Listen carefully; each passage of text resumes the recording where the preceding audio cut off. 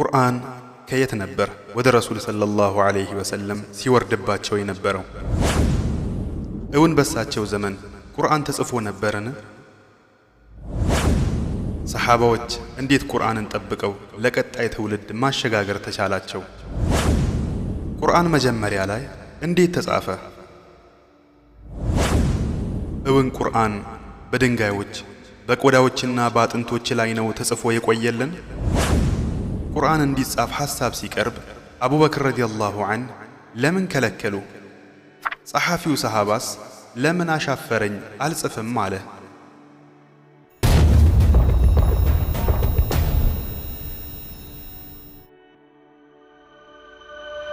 በሰው ልጅ ታሪክ በርካታ መለኮታዊ መጻሕፍት በነቢያቱ አማካይነት ከሰማይ ተወርደው ለዘመናት የሰውን ልጆች በሕግጋት እንዲመሩ ምክንያት ሆነዋል። ከነዚህ መጻሕፍት ውስጥም ሱሑፉ ኢብራሂም፣ ዘቡሩ ዳውድ፣ ተውራቱ ሙሳ፣ ኢንጂሉ ዒሳና ቁርአኑ ሙሐመድ በስፋት የሚታወቁና በርካታ ሕግጋትን በውስጣቸው የያዙ ሆነው ይገኛሉ። መጻሕፍቱ በአጠቃላይ ከአላህ ወደ ነቢያቱ ሲወረዱ በአንድ ጊዜ ሙሉ ጥቅላቸው ለተመደበለት ነቢይ የሚሰጡ ሲሆን ቁርአን ግን ሙሉ ጥቅሉ ለውሃል መሕፉዝ ተብሎ ከሚታወቀው ታላቁ ሰሌዳ ላይ በአንድ ጊዜ ወደ ቅርቢቱ ሰማይ ወርዶ ቤተል ዒዛ ከተሰኘ ስፍራ ላይ ተከማችቶ በመቀጠልም እንደየአስፈላጊነቱ እየተለካና እየተመጠነ ወደ ረሱላችን ሰለላሁ ዐለይሂ ወሰለም ልቦና በጅብሪል ዐለይሂ ሰላም አማካይነት በ23 ዓመታት ውስጥ ተጠናቆ ወርዷል። ይህ ቁርአን ወደ ረሱል ሰለላሁ ዐለይሂ ወሰለም ልቦና ሲወርድ እሳቸው በልቦናቸው ከመሸምደድም ባሻገር ለቀጣይ ትውልድ ይተላለፍ ዘንድና ለባልደረቦቻቸውም ቁርአኑ በስፋት ይዳረስ ዘንድ ዘይድ ኢብኑ ሳቢት፣ ኡበይ ኢብኑ ከዕብ እና ሌሎች መጻፍ የሚችሉ ሰሓባዎችን ቁርአኑ እንደወረደ በትኩሱ ጠርተዋቸው እንዲጽፉም ያዟቸው ነበር። እነኚህ ታማኝና ፈሪሃ አላህ ያደረባቸው የመልእክተኛው ሰለላሁ ዐለይሂ ወሰለም ባልደረቦችም ከረሱል ሰለላሁ ዐለይሂ ወሰለም አንደበት የሚያዳምጡትን የቁርአን መልእክቶች ከረሱል ሰለላሁ ዐለይሂ ወሰለም ጎን ተቀምጠው በዘንባባ ቅጠሎች፣ በጠፍጣፋ ድንጋዮችና በእንስሳ ቆዳዎች ይጽፉት ነበር። ጽሕፈቱ በሚካሄድበት ወቅትም መልእክተኛው ሰለላሁ ዐለይሂ ወሰለም ከጸሐፊያኑ ጎን ሆነው ይህን አንቀጽ በዚህኛው ምዕራፍ ላይ በተራ ቁጥር እገሌ ላይ አስፍሩት በማለት መመሪያ ይሰጡ ነበር።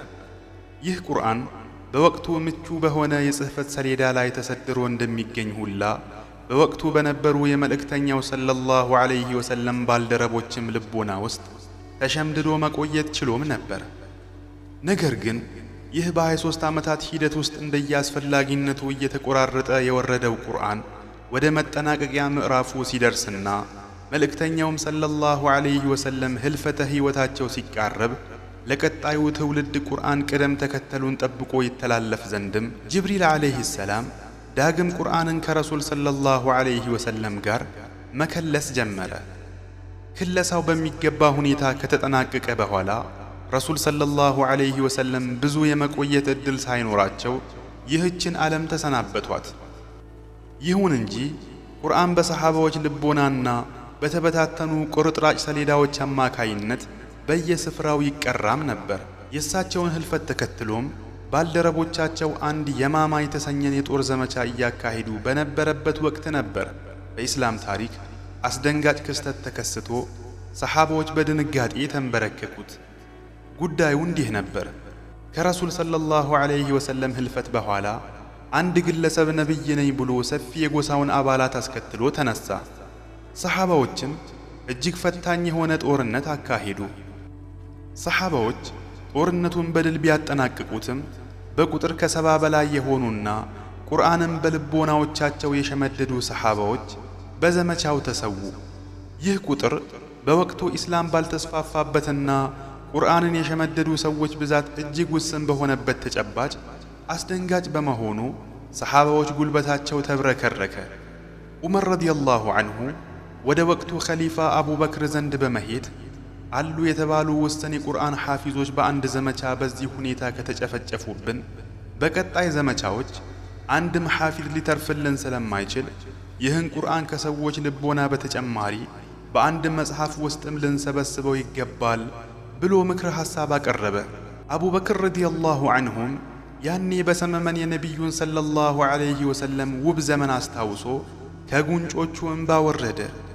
አቡበክር ረዲየላሁ ዐንሁ ከረዥም ዝምታ በኋላ ዑመር ሆይ ነቢይ ሰለላሁ ዐለይሂ ወሰለም ያላደረጉትን ተግባር እንዴት አደርጋለሁ ብሎ ምላሽ ሰጠው። ዑመርም ጉዳዩ እጅግ አንገብጋቢ በመሆኑ ያለመታከት አቡበክርን ለማሳመን ጥረት አደረገ። በመጨረሻም አቡበክር በጉዳዩ አምኖበት የቁርአን ምዕራፎች ከያሉበት ተሰብስበው እንዲጻፉ ከውሳኔ ላይ ደረሱ። ዘይድ ኢብኑ ሳቢት የተሰኘውን ሰሃባም አቡበክር ጠርቶት አንተ ወጣት ነህ፣ ከዚህ ቀደምም ለረሱል ሰለላሁ ዐለይሂ ወሰለም ዋህይ በመጻፍ ልምዱ ነበረ፣ በመጥፎም አንጠረጥርህም። ስለዚህ ቁርአንን ከያለበት ሰብስበህ በአንድ መጽሐፍ አድርገው ብሎ አዘዘው። ዘይድ እጅግ ተደናገጠ። ኃላፊነቱን መወጣት የሚችለው ጉዳይ ቢሆንም ነገር ግን ይህን ከባድ ተልእኮ ለመሸከም ፍርሃት አደረበት። ተልእኮውን ለማስተባበል ምክንያት ቢያጣ እንዲህ ሲል ከጫንቃው ለማሸሽ ሞከረ።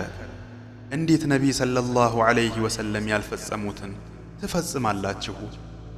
ይህን ጊዜ ነበር አቡበክርና ዑመር በአንድ አፍ ወላሂ ጉዳዩ መልካም ነው ብለው ያበረታቱት። ዘይድ ጫንቃው ላይ የተጫነበት ከባድ ኃላፊነት ቢያስፈራውም ከሱ ሌላ ይህን ተልእኮ ሊፈጽም የሚችል እንደሌለ ስላመነበት ወላሂ ይህን ከባድ ተልእኮ ከመቀበል አንድን ተራራ ከቦታው እንዳስወግድ ብታዘዝ ይሻለኛል እያለ ወደ ተልእኮ ጉዞ ጀመረ። ዘይድ ተልእኮን ለመፈጸም በልቡ በሸመደደው ቁርአን ብቻ አልተብቃቃም ነበር። በየመንደሩ እየዞረ በልቦናዎቻቸው ከሸመደዱ ግለሰቦች በአጥንት በጠፍጣፋ ድንጋይና በቆዳዎች የተጻፉ የቁርአን አንቀጾችን በማሰባሰብ ሥራውን ጀመረ። በርካታ ምንጮችን ተጠቅሞ መላውን ቁርአን ከሰበሰበ በኋላ ዘይድ ይህንን የተበታተነ ጥርቅም ወደ አንድ ጥራዝ ለማምጣት እያንዳንዱን የቁርአን አንቀጽ ሲጽፍ ሁለት ሰዎችን እያስጠራ ያስመሰክር ነበር። አንደኛው መስካሪ ሐፊዝ ሲሆን ሌላኛው መስካሪ ደግሞ ከሰሌዳ እያነበበ የሚያመሳክር ነበር። በዚህ ሁኔታ ያለምንም እንከንና ያለምንም የቃላት መፋለስ ቁርአን ከተለያዩ ስፍራዎች ተሰብስቦ በአንድ ጥራዝ ተጽፎ ተጠናቀቀ። ይህን ጊዜ አቡበክርም እጁን ከዚያ ጥራዝ ላይ አስቀምጦ ያ መጽሐፉን እንድንሰበስብለት ያግራራልን ጌታ ጥራት ይገባው፣ ይህ የአላህ ብርሃን እስከ ዕለተ ቅያማ ድረስ ሕያው ይሆናል አለ። በመጨረሻም ይህ ዋናው የቁርአን ጥራዝ ከሊፋው አቡበክር ረዲየላሁ ዐንሁ ዘንድ ተቀመጠ። እሱ ሲያልፍም ቀጣዩ ኸሊፋ ዑመር ረዲየላሁ ዐንሁ ዘንድም ተቀመጠ።